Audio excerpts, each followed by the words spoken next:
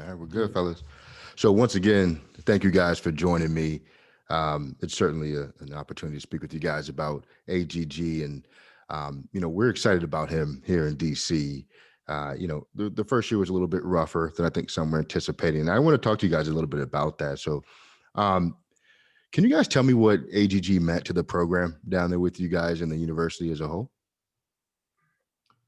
Katie, you can start since you were with him first. Um, yeah, I mean, he meant a lot because of, not only his abilities on the field, but kind of everything that he brought off the field to Liberty. I mean, he was a guy that I think was friends with everyone on campus and would have so many people come up to him, and he was so recognizable. He is so recognizable that when you see him, you know that it's him. So he was always one that would people would come up to. I remember his I think his sophomore or his junior year sophomore year after we played Baylor and we beat Baylor. That was his like kind of coming out party. And I remember him coming into the office that next week being like, KD, there was just people stopping me on campus, like recognizing me. And he had never, and it was just so new to him. And, those of us that know him and just know how funny that is that he goes out and he has, 200 yards receiving against Baylor and we beat them. And it's one of the top upsets, at the time. And he's just like, I was walking to class and somebody came up to me and said, hey, you're Antonio, aren't you? And he was like, just completely blown away about it. It's just so funny. But yeah, he meant a lot. Still does mean a lot. Mo? Yeah, I would agree with that too.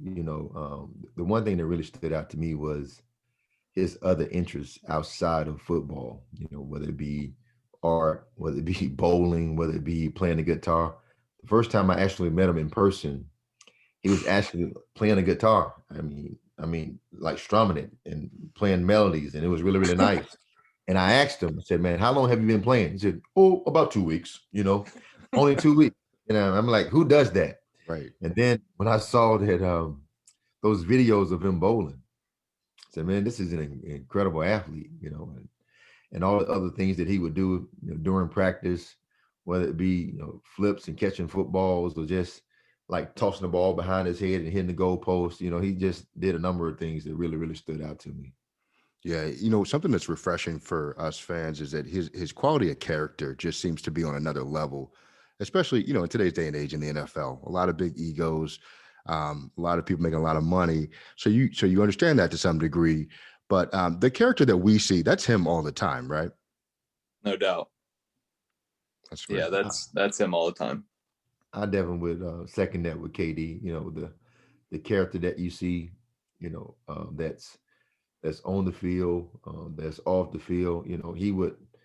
I don't think the moment was ever too big for him. While he was with us, he could be in the middle of a game and it will ask some random question that you're like, man, what are you talking about? You know what I mean? So, but it was never too big.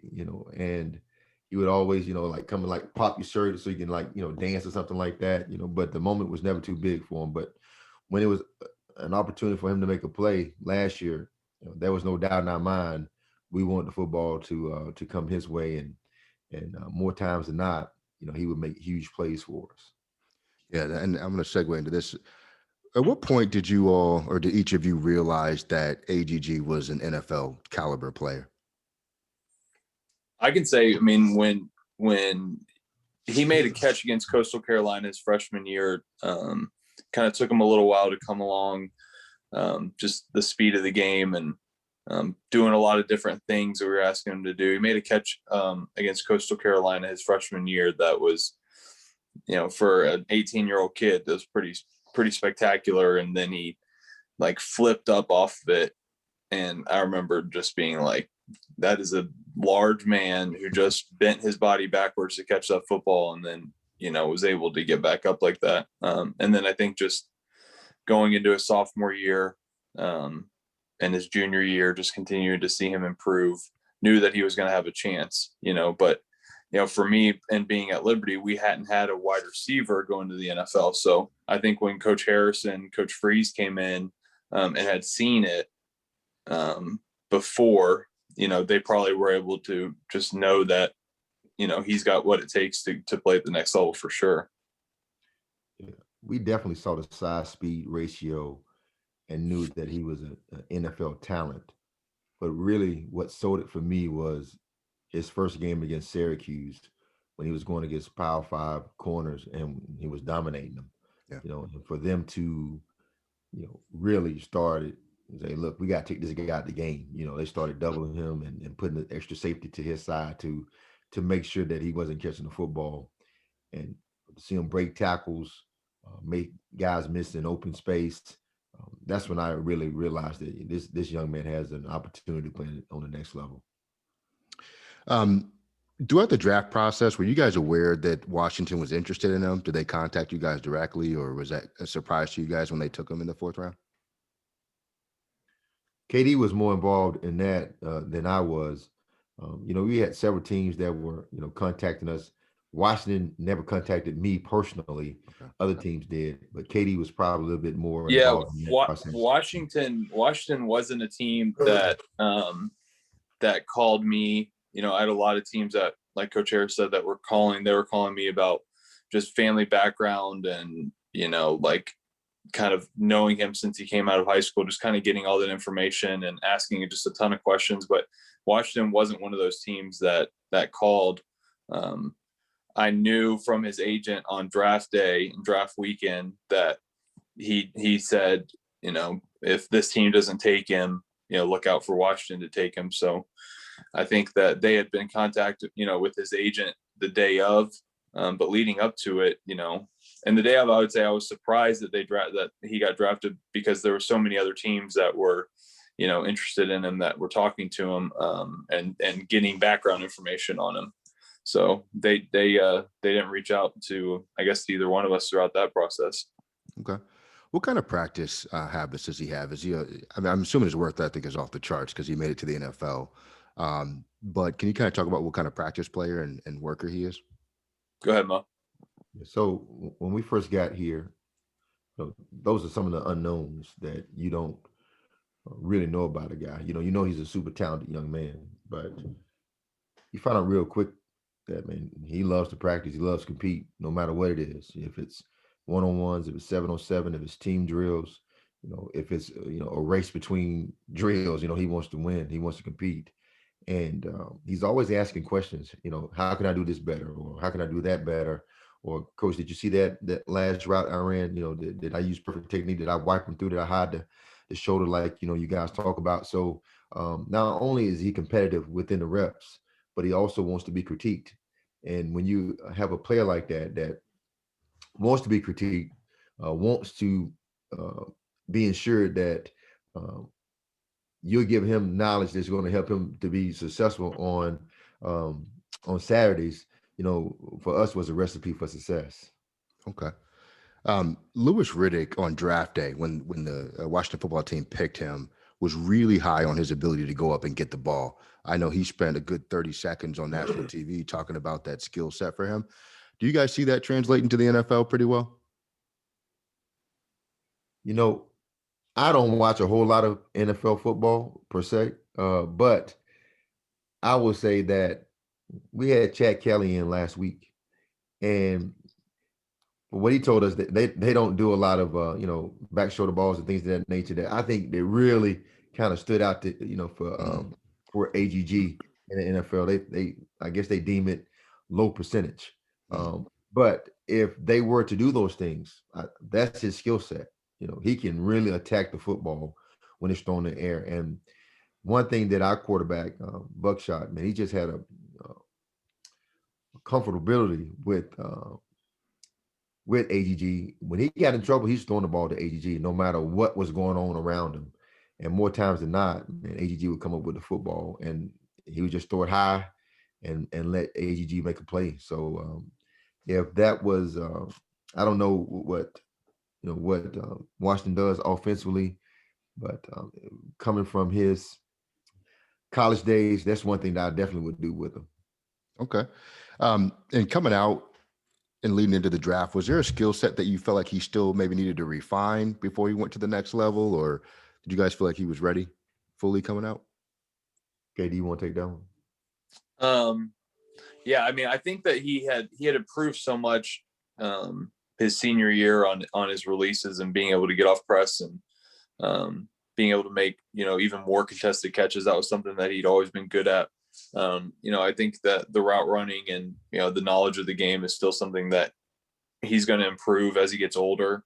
And I would say that, I know Drew there in Washington, and I know he's going to do a great job with those guys. And I know Antonio really likes him and feels like he's a great teacher and is really excited about that. And I think that's going to really help him moving forward. Just a guy who can teach him, who can word association, who can help him, continue to grow. I think that's going to really, really help him. I think he improved. Like I said, he improved a lot throughout his career, improved a ton, his senior year. And just as he learns the game and he gets used to the speed of the game, he's going to continue to improve greatly, I think. Was he able to maintain his confidence even with the rookie year that maybe didn't go the way that he wanted it to? Yeah, I mean, he was confident he could play at that level. He is confident that he can play at the level. He's confident that he can play at a high level in the NFL and for a really long time. The injury was something for him that he had never been injured before. He had never had any type of hamstring injury. So he knew what it was when it happened, but it was just so new to him. So the healing process and the rehab and kind of getting through all that was completely new, because he had never really had any type of injury like that in college. So frustrating, I'm sure, for him this year not to be out on the field. But I know that he's confident in his abilities to play there and play in the NFL, and to continue to keep getting better. So, yeah, and I think with the off season the way it was last year, due to the COVID restrictions and the minimized off season work, that probably got in the way a little bit of his rookie campaign, I imagine. But I think, like I said, we're all still hopeful here. He has things that you can't teach, right? He's 6'4", right, somewhere in that range, big guy, aggressive at the point of catch anyway. And I think we're all excited about that. The last thing I want from each of you is to give us a reason here in Washington why we should still be really excited that he's going to be productive at the next level. And Kyle, I'll start with you, if you will. Well, he loves the game of football, and he like Coach Harris was saying, he loves to compete. And he was disappointed with that with his rookie season, and knows the capabilities that he has to be able to play and perform. And he wants to be great in everything that he does. That's why you see him doing things until it's almost perfect. He learns how to do a Rubik's Cube. He goes and bowls. Like he doesn't just go out and go out and does something and then is okay with being mediocre. Like, that's just not in his makeup. Like, so if he's going to be there, he is going to do everything that he can to be the best wide receiver and to fit any type of role that is asked of him. That's awesome. What about you, Coach Harris? Yeah, I would just like to, echo what Kyle said. The thing that really stands out to me about him is that, he has a skill set that you can't teach. 6'4", 220 plus.